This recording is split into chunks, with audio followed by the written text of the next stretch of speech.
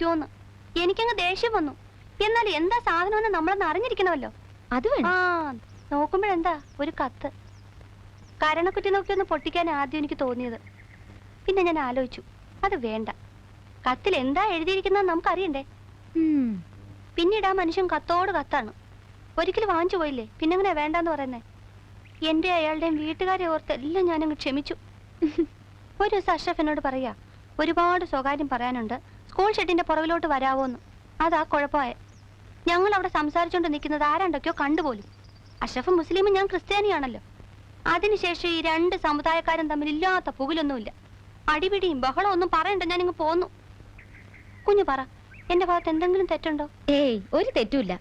അപ്പൊ ക്ലാര കാരണം നാട്ടിലൊരു സാമുദായിക യുദ്ധം നടക്കുകയാണിപ്പോ, അല്ലേ? അത് അവരുടെ ബുദ്ധിമോശം, അല്ലാതെ എന്താ പറയാനാ. കുഞ്ഞിന് എന്നെ പറ്റിയ തെറ്റിദ്ധാരണ ഒന്നുമില്ലല്ലോ. തീരില്ല.